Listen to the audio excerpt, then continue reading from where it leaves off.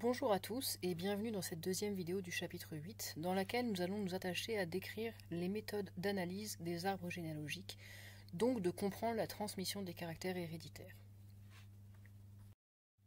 L'étude des arbres généalogiques est très importante pour comprendre la manière dont une maladie se transmet au sein d'une famille. De plus, dans les arbres généalogiques, seuls les phénotypes, donc les caractères exprimés, sont représentés. Le défi sera donc de retrouver quel est le génotype correspondant pour chacun de ces individus. Rappelez-vous, c'est ce que nous avions fait dans l'activité numéro 1, dans l'exemple de la famille d'Udule avec les groupes sanguins. J'attire votre attention sur un point. Ces arbres généalogiques sont le plus souvent élaborés à partir de vraies familles. Donc même si on a l'impression que c'est assez banal et que ce ne sont que des exercices, je vous rappelle quand même qu'il s'agit de vrais individus touchés par de vraies maladies.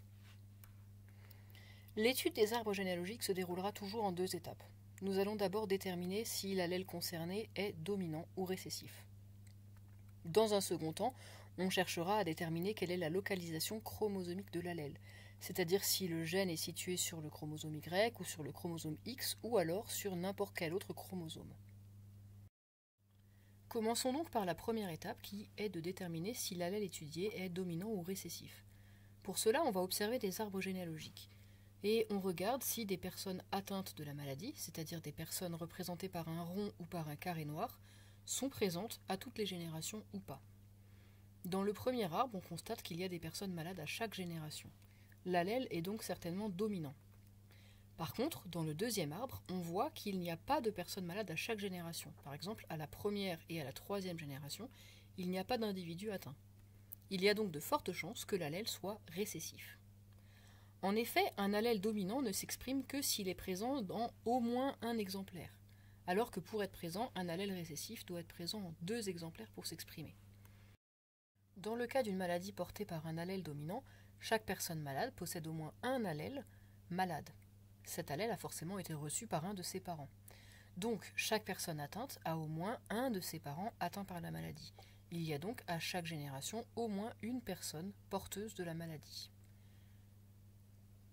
Par ailleurs, pour chaque personne qui est atteinte par la maladie, elle a 50% de chance d'avoir un enfant malade. Maintenant, si on s'intéresse au cas d'une maladie récessive, on remarque que la maladie n'est pas présente à toutes les générations. C'est comme si la maladie, entre guillemets, sautait des générations. Donc, on aura souvent le cas de figure d'avoir des personnes malades dont les parents ne sont pas atteints par la maladie, donc on dit que ces parents sont sains. Par contre, et même si c'est un cas qui arrive très rarement, si 2 parents malades ont des enfants ensemble, leurs enfants seront forcément tous malades, parce que chacun des parents possède 2 allèles malades, donc l'enfant ne peut recevoir que des allèles malades et sera forcément malade. Une fois que nous avons déterminé si l'allèle était dominant ou récessif, nous pouvons passer à la deuxième étape, c'est-à-dire chercher à savoir sur quel chromosome est situé l'allèle étudié. Bon, pour bien comprendre de quoi il s'agit, revenons au karyotype. Le karyotype, c'est une représentation photographique de tous les chromosomes contenus dans le noyau d'une cellule. Nous avons à droite le karyotype d'une femme et à gauche celui d'un homme. Sur les 23 paires, on a toujours une paire de chromosomes sexuels. Chez la femme, c'est XX et chez l'homme, c'est XY. Les 22 autres paires sont appelées des autosomes. Pour savoir sur quel chromosome est situé le gène responsable de la maladie, nous allons toujours nous poser 3 questions de manière successive. La première, c'est est-ce que l'allèle est porté par le chromosome Y? Ensuite, est-ce que l'allèle est porté par le chromosome X? Et si c'est ni sur Y ni sur X, alors on en conclura que l'allèle est sur un autosome.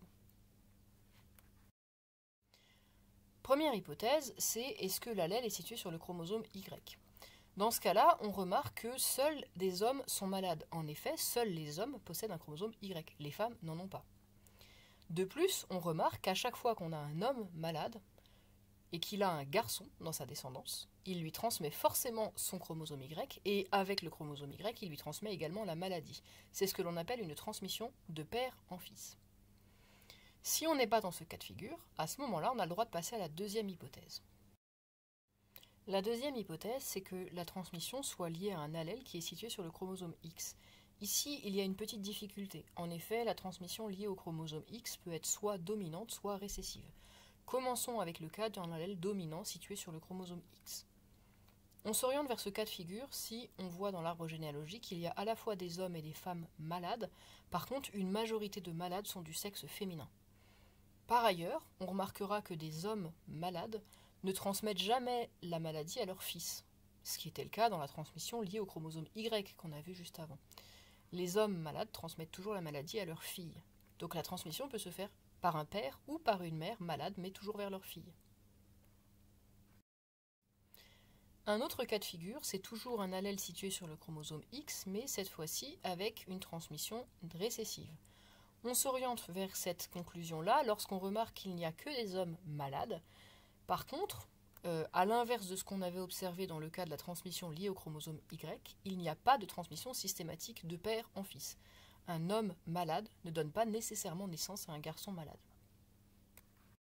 Une fois qu'on a éliminé ces deux possibilités-là, donc soit liées au chromosome Y, soit liées au chromosome X, eh bien on en arrive à la dernière possibilité. Dans ce cas-là, c'est la transmission liée à un autosome, c'est-à-dire l'un des 22 chromosomes non sexuels. On arrive à cette hypothèse par élimination, c'est-à-dire qu'aucune des deux premières hypothèses n'a fonctionné. Et dans ce cas-là, on va remarquer qu'il y a autant d'hommes que de femmes malades. Je vous retrouve très bientôt pour l'étude des activités suivantes, à partir de l'activité 2, où nous aurons l'occasion de mettre en pratique toutes les connaissances accumulées dans cette vidéo avec des vraies maladies et l'étude d'arbres généalogiques concrets. Je vous souhaite une très bonne fin de journée et à bientôt.